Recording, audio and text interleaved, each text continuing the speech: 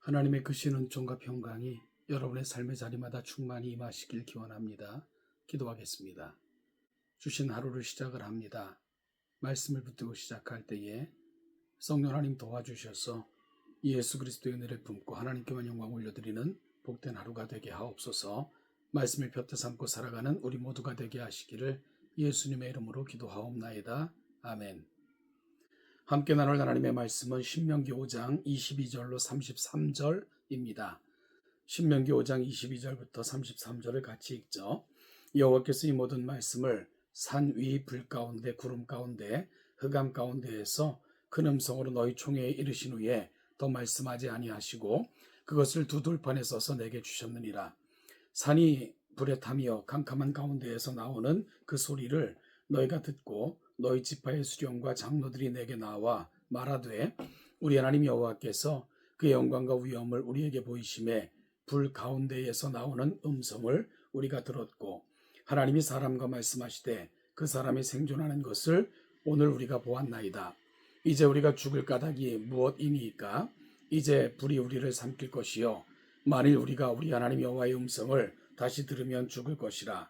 육신을 가진 자로서 우리처럼 살아계신 하나님의 음성을 불 가운데에서 바람을 듣고 생존한 자가 누구니까? 당신은 가까이 나아가서 우리 하나님 여호와께서 하시는 말씀을 다 듣고 우리 하나님 여호와께서 당신에게 이르신 것을 다 우리에게 전하소서. 우리가 듣고 행하겠나이다 하였느니라. 여호와께서 너희가 내게 말할 때에 너희가 말하는 소리를 들으신지라. 여호와께서 내게 이르시되 이 백성이 내게 말하는 그 말소리를 내가 들은즉 그 말이 옳도다. 다만 그들이 항상 이 같은 마음을 품어 나를 경외하며 내 모든 명령을 지켜서 그들과 그 자손이 영원히 복받기를 원하노라. 가서 그들에게 각기 장막으로 돌아가라 이르고 너는 여기 내 곁에 서 있으라. 내가 모든 명령과 규례와 법도를 내게 이르르니 너는 그것을 그들에게 가르쳐서 내가 그들에게 기업으로 주는 땅에서 그들에게 이것을 행하게 하라 하셨나니 그런즉 너희 하나님 여호와께서 너희에게 명령하신 대로 너희는 삼가 행하여 좌로나 우로나 치우치지 말고 너희 하나님 여호와께서 너희에게 명령하신 모든 대로 행하라. 그리하면 너희가 살 것이요 복이 너희에게 있을 것이며 너희가 차지한 땅에서 너희의 날이 길리라. 오늘 본문에서는 하나님과 이스라엘 백성 사이에서 중재자 역할을 하고 있는 모세의 모습을 만날 수 있습니다. 모세는 지금 이스라엘 백성이 이집트에서 나와 시내산에서 하나님의 음성을 듣던 때의 이야기를 다시 상기시키며 그 이야기를 장차 가나안 땅에 들어갈 미래 세대에게 강조하여 말하고 있습니다.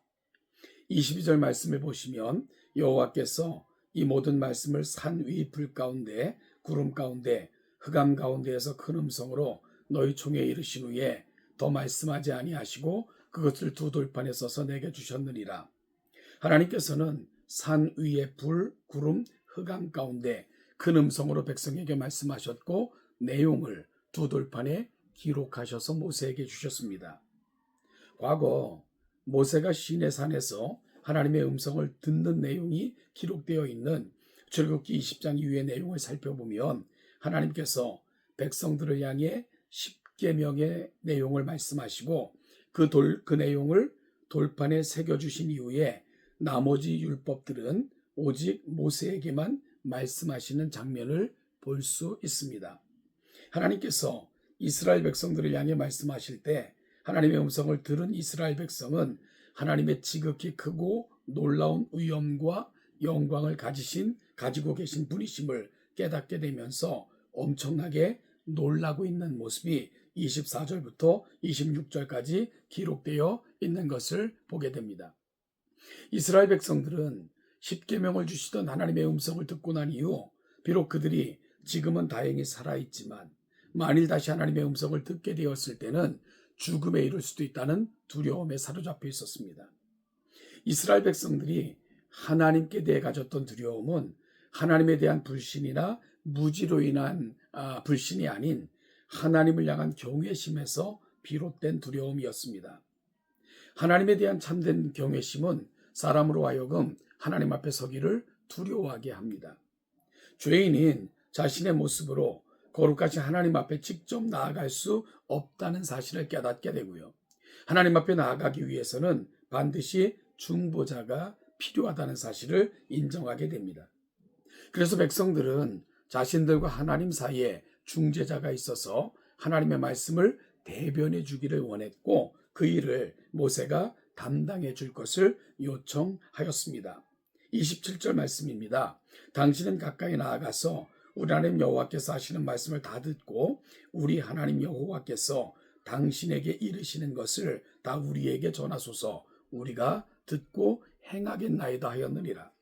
지극히 높고 거룩하신 하나님을 만난 이스라엘 백성들이 모세를 하나님과 백성 사이에 중재자로 세웠고 모세는 하나님의 말씀을 이스라엘 백성들을 향해 전하는 역할을 하며 40년간 백성들을 이끌고 광야를 지나 이제 하나님께서 약속하신 가나안 땅을 얼마 남겨두지 않은 시점에 서게 된 것입니다. 모세는 자신이 백성의 지도자로 백성의 중보자로 지내온 지난 날을 회상하며 이스라엘 백성들이 약속의 땅에 들어가더라도 반드시 기억하고 지켜야 할 사실들을 강조하여 말하고 있는 거죠.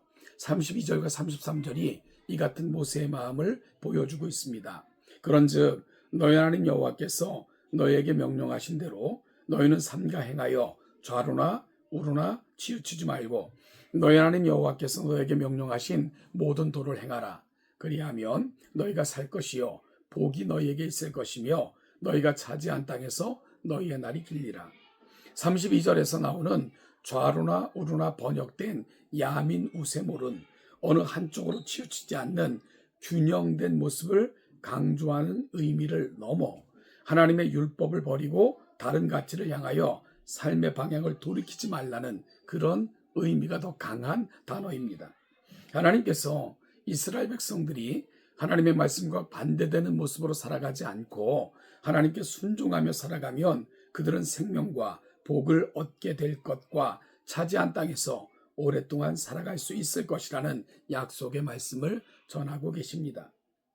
오늘 우리에게 허락하신 말씀은 하나님께서 이스라엘의 중보자 모세를 통해 그 백성이 나아가야 할 길을 보여주셨던 것처럼 동일하게 영원한 중보자 대신 예수 그리스도를 이 땅에 보내시어 하나님의 백성된 우리가 살아가야 할 모습들에 대해 다시 한번 생각해 볼 수 있게 해줍니다. 사도 바울은 이렇게 고백합니다. 디모데전서 2장 5절입니다. 하나님은 한 분이시요 또 하나님과 사람 사이의 중보도 한 분이시니 그 사람이신 그리스도 예수라. 사랑하는 여러분, 이 말씀처럼 오직 예수님 한 분만이 우리와 하나님 사이의 중보자가 되십니다. 우리는 그분을 통해서 하나님 앞에 설 수 있고요. 그분의 입으로부터 나오는 말씀을 듣고 그 말씀을 순종할 때 항구적인 복과 은혜를 경험할 수 있게 됩니다. 이스라엘 백성들과 하나님 사이에서 중보자 역할을 감당했던 모세는 어찌 보면 장차 영원한 중보자로 오실 예수 그리스도를 상징하고 예표하고 있었던 것입니다. 오늘 우리의 삶은 어떻게 진행돼야 될까요? 예수님을 바라보시는 것입니다. 그분이 우리와 하나님 사이에 서셔서 우리를 지키시고 보존하시는 중보자 되심을 믿으며 그 입의 말씀을 주목하고 담고 살아 하나님이 약속하신 은혜를 예수 그리스도로 말미암아 베푸시는 은총을 누리며 살아가는 것입니다.